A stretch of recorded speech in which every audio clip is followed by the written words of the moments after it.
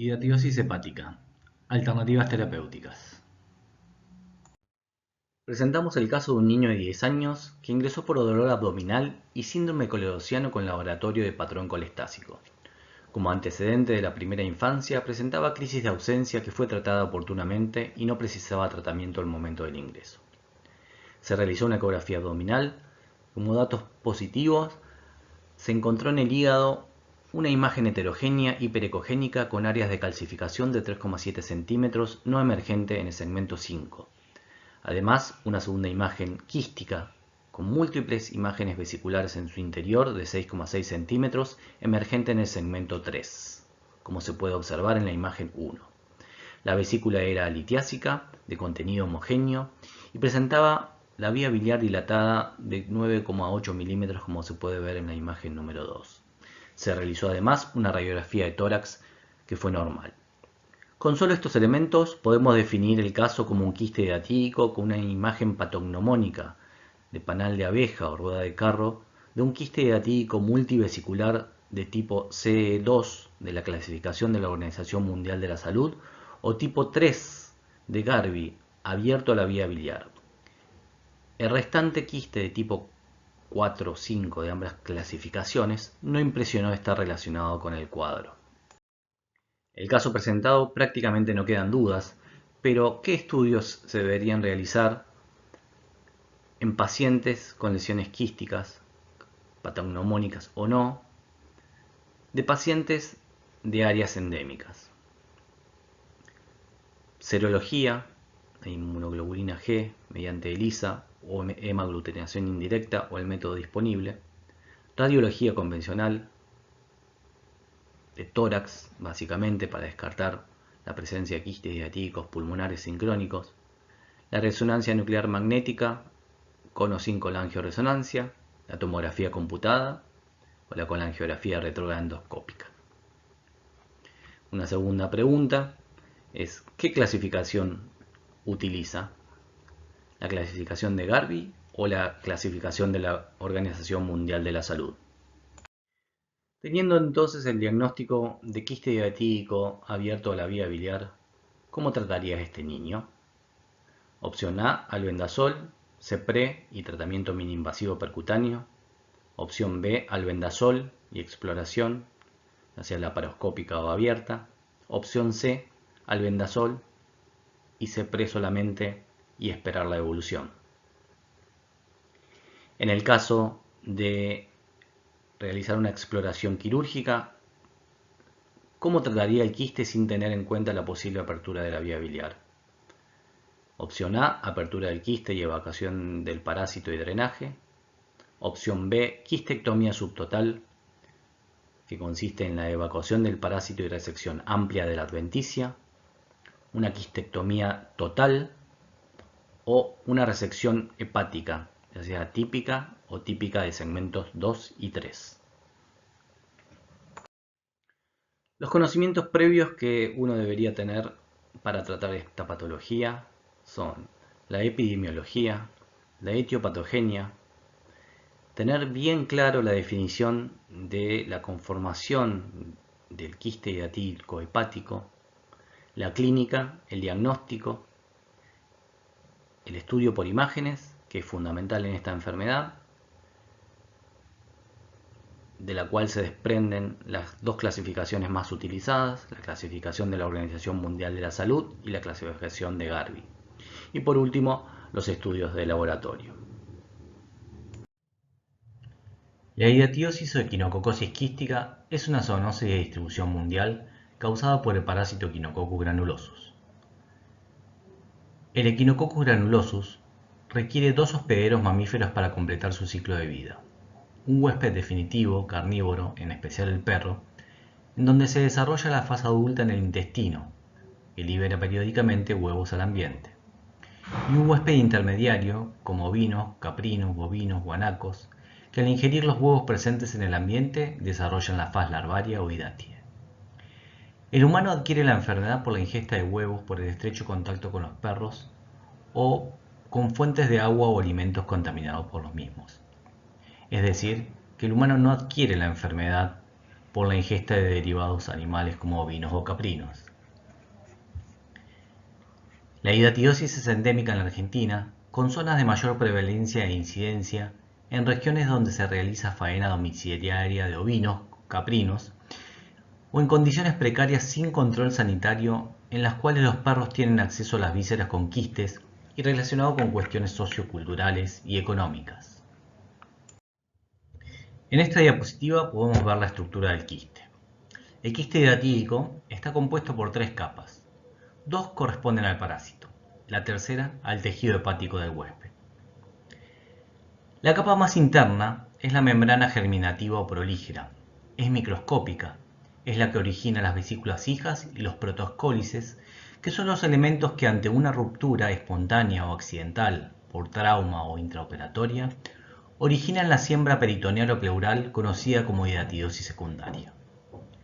Le sigue la membrana laminar o cuticular macroscópica de hasta 2 milímetros.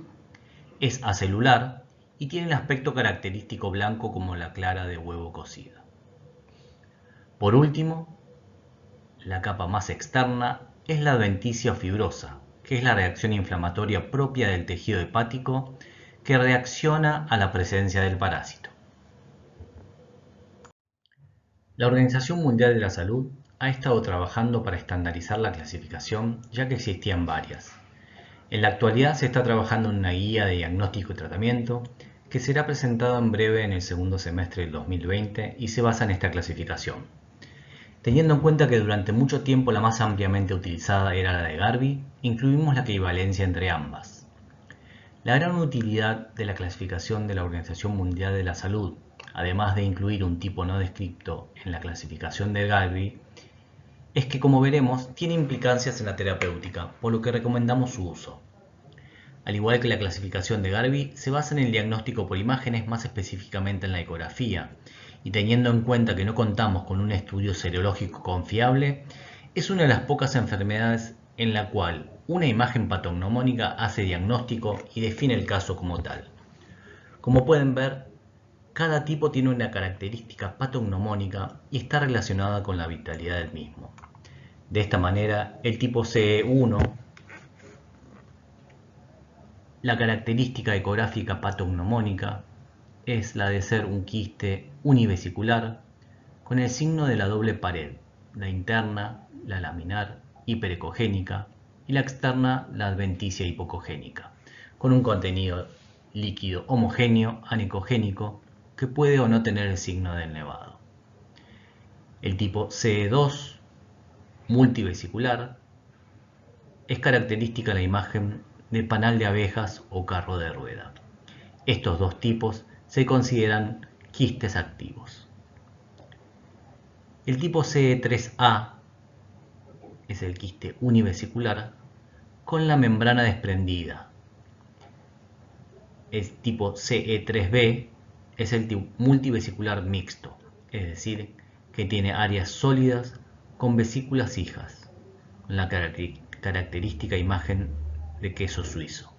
Estos dos quistes, el 3A y el 3B, se consideran quistes transicionales. El quiste tipo CE4 es predominantemente sólido, un patrón heterogéneo, con un aspecto cerebroide o de ovillo de lana. El tipo CE5 es un quiste que presenta calcificaciones. Estos dos últimos, el CE4 y CE5, se consideran quistes inactivos. En cuanto a las opciones terapéuticas de hidatidosis hepática, podemos decir que hasta finales del siglo XX, la cirugía era considerada la única opción terapéutica. La ecografía, de uso cotidiano en la práctica clínica y como método de screening en programas de control, junto con el albendazol, son los dos avances más significativos en el diagnóstico y tratamiento de la hidatidosis hepática. Hoy existen 3 opciones terapéuticas de acuerdo al tipo, tamaño y de acuerdo si son sintomáticos o no. El tratamiento antiparasitario, el albendazol con o sin praziquantel como único tratamiento, la vigilancia activa, conocido como watch and wait, y por último el tratamiento invasivo, que incluye la cirugía abierta o laparoscópica y el tratamiento percutáneo. En esta diapositiva están las posibles opciones terapéuticas en base al tipo del quiste y el tamaño. En cuanto al tamaño debemos aclarar que es relativo, porque un quiste de 5 a 6 centímetros no es lo mismo en un adulto que en un niño. Es para destacar que son recomendaciones de tipo B y de nivel 2.2 y 2.3, incluso algunas de nivel 3. Es importante resaltar que uno debe adoptar las recomendaciones al lugar en el cual uno se desempeña con los recursos con los que se cuenta. En ocasiones el mejor tratamiento es el que uno le puede brindar en el lugar de origen, ya que la derivación de pacientes, salvo que sea una urgencia, es compleja. Suele demorar mucho tiempo y el paciente puede tener complicaciones debido a dicha demora. También hay que tener en cuenta los costos sociales y económicos relacionados al desarraigo. Como se puede observar, los quistes tipo CE4 y CE5, considerados inactivos, no requieren tratamiento particular, solo el seguimiento anual con ecografía. En cuanto a la efectividad del albendazol, puede ser altamente efectivo en quistes tipo CE1, CE3A, menores a 5 o 6 centímetros, siempre que no estén complicados. El albendazol puede ser menos efectivo en los quistes CE3B. Para los quistes CE2 menores de 5 o 6 centímetros, se debe considerar la cirugía en primer lugar y el tratamiento percutáneo en segundo, en especial si la cantidad de vesículas hijas son pocas. Para los quistes entre 5 y 6 centímetros y 10, deben considerarse como prioridad los tratamientos percutáneos para los quistes tipo CE1 y C3A y la cirugía para los tipos CE2 y C3. Para los quistes mayores de 10 centímetros de cualquier tipo debe considerarse la cirugía como principal opción. Como habrán visto, las opciones terapéuticas descriptas no presentan relativa dificultad cuando los quistes no están complicados. Diferente es el escenario cuando los quistes presentan complicaciones. Además del quiste, hay que resolver la complicación. El absceso de los quistes hidratídicos hepáticos debe ser tratado inicialmente con drenaje percutáneo y en un segundo tiempo, con un paciente en mejores condiciones, definir el tratamiento definitivo del quiste. La apertura a la vía biliar es un desafío terapéutico. Se presentan como síndrome colodociano obstructivo por el pasaje de restos de membrana o vesículas hijas a la vía biliar. En el caso de presentarse como una colangitis, la antibioticoterapia endovenosa y la colangiografía retroendoscópica son mandatorias. Tanto la colangiografía retroendoscópica como la colangioresonancia podrían dar información previa sobre la naturaleza de la fístula, la localización y magnitud de la lesión, pero no la solicitamos de rutina y preferimos la colangiografía intraoperatoria para definir la reparación de la lesión biliar. La ruptura de cavidad abdominal de un quiste hidratídico hepático se da en general secundaria a un traumatismo cerrado y se presenta como un abdomen agudo peritoneal y raras veces como un shock anafiláctico. Hay que realizar el tratamiento del quiste, lavado profuso de la cavidad y el drenaje. El tránsito hepatotorácico es una complicación poco frecuente, pero de alta morbimortalidad. Consiste en el pasaje del quiste a través del diafragma a la cavidad pleural o al pulmón. El abordaje en la mayoría de los casos es por toracotomía, realizando una toilette o decorticación según corresponda, una frenotomía sobre el quiste que generó el tránsito para acceder adecuadamente y realizar una evacuación completa y drenaje del mismo, y el cierre diafragmático y drenaje de la cavidad pleural. Pasamos ahora al tratamiento quirúrgico propiamente dicho. La vía de abordaje puede realizarse tanto por vía abierta como por vía laparoscópica. En esta última se deben cumplir todos los cuidados de la cirugía abierta para proteger el campo quirúrgico ante una eventual ruptura accidental y evitar la siembra peritoneal. En cuanto al tipo del tratamiento de quiste, este puede ser conservador, cuando se destecha solo una pequeña parte de la porción emergente del quiste con la evacuación del parásito. O puede ser radical, cuando se realiza una quistectomía total, es decir, una adventisectomía similar a una resección hepática atípica o una resección hepática arreglada que involucre al quiste. Una posición intermedia sería la resección lo más amplia posible de la emergente y adventicia sin poner en riesgo ramas vasculares o biliares importantes, dejando un pequeño medallón de adventicia en el hígado, evacuando como siempre el parásito. Durante años se planteó que lo mejor era realizar un tratamiento de tipo radical, en especial si se realizaba en centros especializados en cirugía hepática. Con esto se disminuía, en teoría, la posibilidad de recidiva. Sin embargo, con el avance de la cirugía laparoscópica y el abordaje por esta vía, el tratamiento que se realiza en la mayoría de los casos es de tipo conservador. Por último, es importante recordar que se trata de una patología benigna, que los quistes hidatídicos hepáticos que llegan a cirugía son quistes mayores a 10 centímetros y suelen estar en relación a ramas portales, biliares y suprahepáticas importantes, por lo que el mejor tratamiento, repetimos, es el que uno sabe realizar con los mejores resultados y la menor morbimortalidad, y lo ideal es poder realizarlo en el lugar de origen del paciente. A continuación, vamos a hacer mención de los dos procedimientos percutáneos más frecuentes utilizados y sus indicaciones. El PAIR, por sus siglas punción, aspiración, inyección y reaspiración, está indicado en quistes de tipo CE1 o GARBI1 de 5 a 10 centímetros. Se puede realizar con control ecográfico sumado al fluoroscópico y descartada la fístula biliar se inyecta clorurado hipertónico o alcohol y luego es reaspirado. La otra técnica que se está utilizando en la actualidad es el MOCAT, que es el Modified Catheterization Technique. Está indicado en quistes de tipo CE2 de la Organización Mundial de la Salud o GARBI3, los multivesiculares, que se realiza con control ecográfico y fluoroscópico.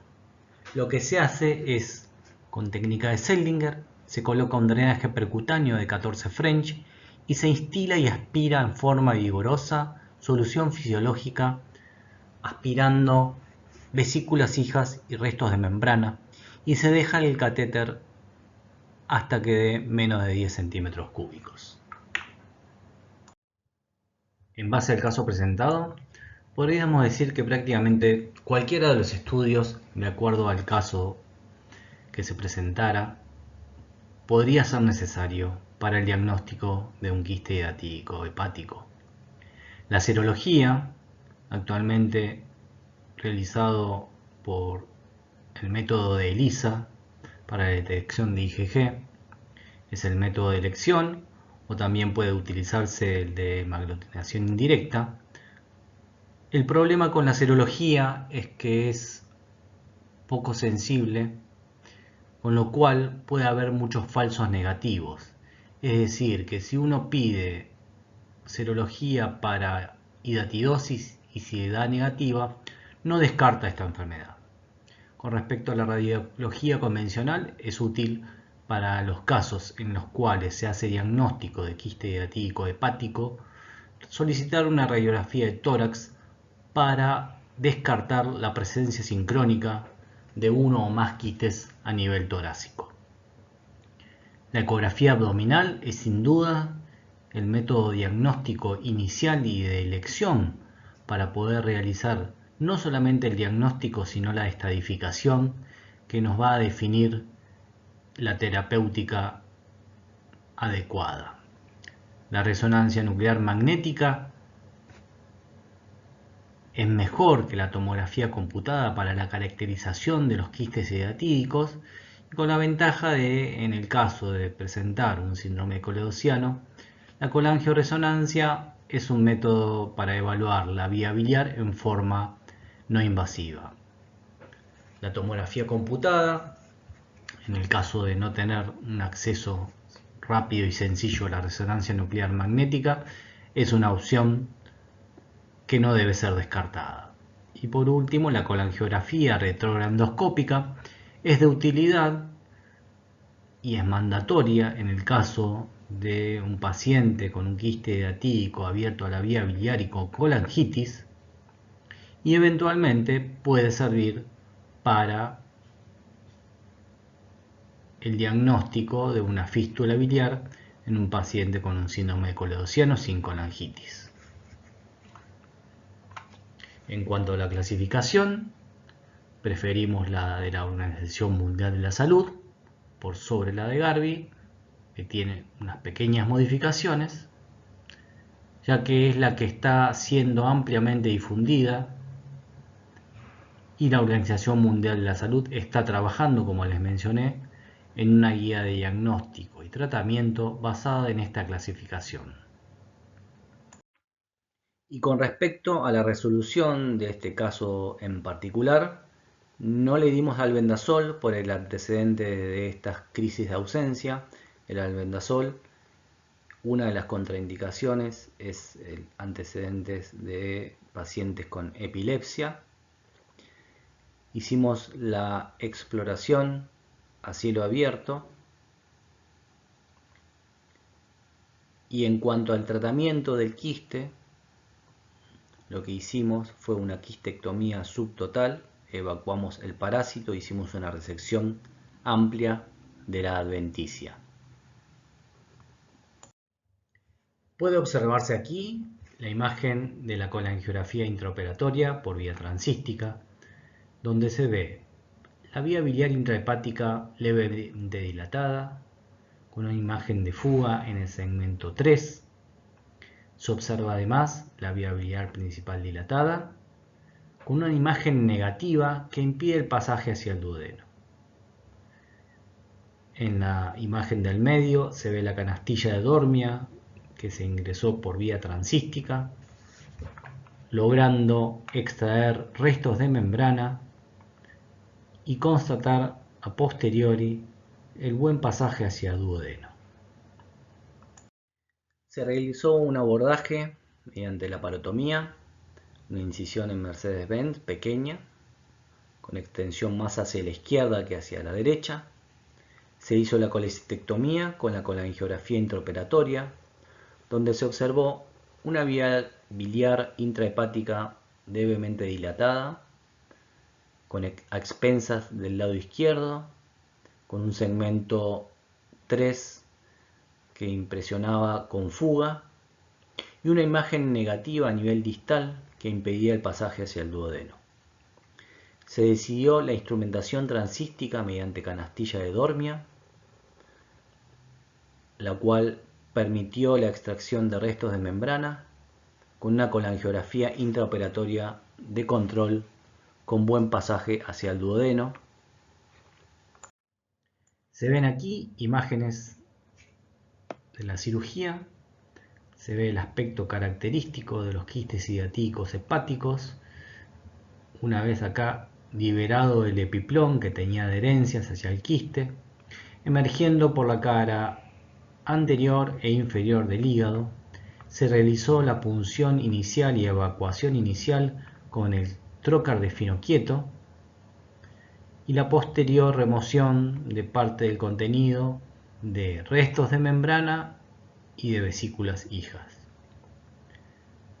Se pudo constatar macroscópicamente y confirmado mediante colangiografía y prueba hidrostática a través del catéter transístico la fuga y la fístula de importantes dimensiones, las cuales se resolvió con puntos separados de polipropileno. Luego, por último, se realizó el sujet hemo y biliostático de los bordes de la resección de la adventicia y se realizó por último el drenaje y la epiploplastia. El niño evolucionó en forma favorable, sin débitos por los drenajes, que se retiraron al tercer y cuarto día, y al quinto día postoperatorio se le dio el alta.